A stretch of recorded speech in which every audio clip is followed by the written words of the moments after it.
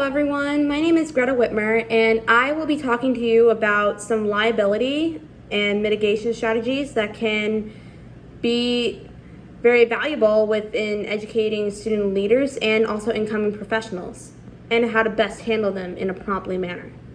So the first one that I'm going to kind of go into is some laws to watch for.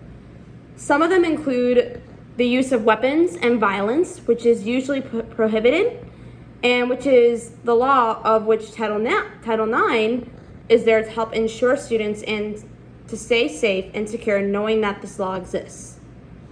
Another one is suicide prevention, and that is probably one of the most common laws that exists to help keep students safe and secure.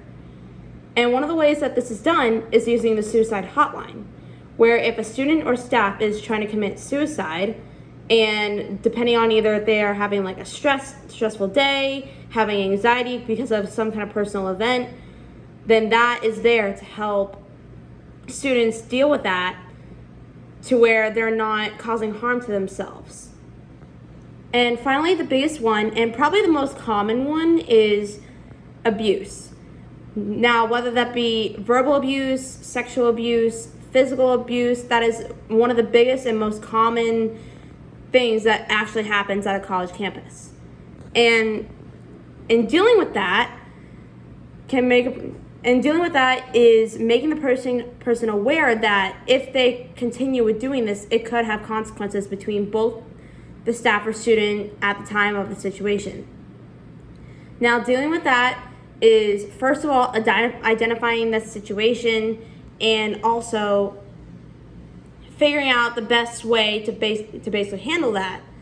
And one of the ways that this is also done is, again, using Title IX, but also being able to talk to any type of law enforcement, now whether that be the police department, whether that be campus safety, that is there to help with students dealing with that in a safely manner. So the next thing that I'm going to go into is when staff members or incoming professionals should notice these events and how to best tell when to intervene. Now, depending on the crisis and depending on its severity, usually if it's very severe, it should be dealt with sooner than later. So then that way that staff member knows and can also make steps to help deal with that situation in a promptly manner.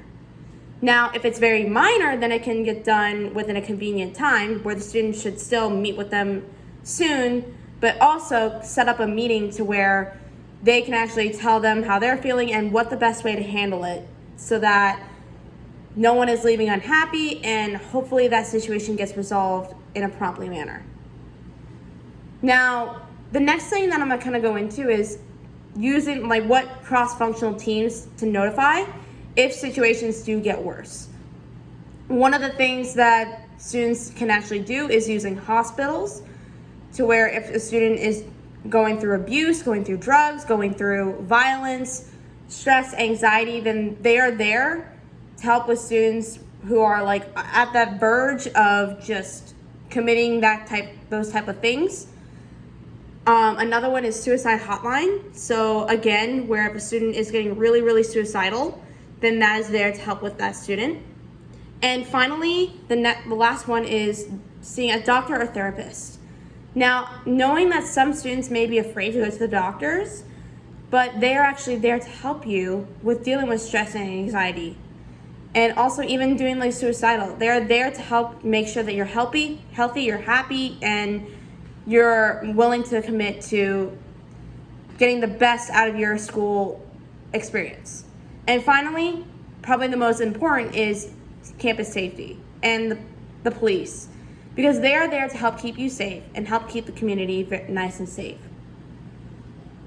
Now, standard protocol with dealing with situations like these is first looking for behavioral signs with student or staff member and to identify the situation. Now, that may be a very, very hard thing to deal with, but figuring out those signs and knowing about their body language, how they're emotionally feeling, mentally feeling, can really help with identifying how the student is feeling and what that situation is. And figuring out that can also help figure out when to intervene. If it's getting out of hand, then the staff member should probably intervene sooner than later. Now, if it's minor, then hopefully that student or staff member can work that situation out quickly without there being any more stress and getting other people involved.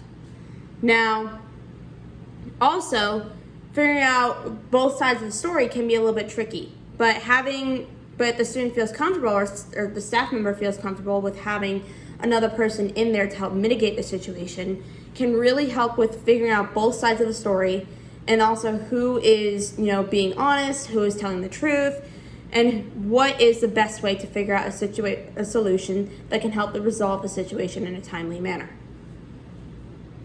Some of the best follow-up procedures are first figuring out one-on-one meeting time with both people both students or staff members that are involved with the situation, and kind of talk to them, see how they're feeling, see how they're going with everything that's happened, and figuring out a nice takeaway or the lesson that they got out of the situation, and that going forward, figure out if they should do it again or maybe hang with that person again, or figuring out what ways that they can evolve from this situation. And I believe that the best way to be professional about this is, first of all, figuring out both sides of the situation and just trying to remain calm about this and really helping the situation in a timely and very precise manner. Because if that situation gets worse, and if you don't intervene quick enough, then that student could get worse. There could be violence, there could be abuse, there could be, a lot of things happening that could affect the situation in a negative way.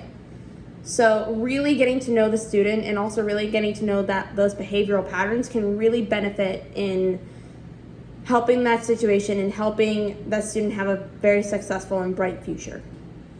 So I believe those are great lessons, and I hope you got a lot out of this, and thank you all for watching.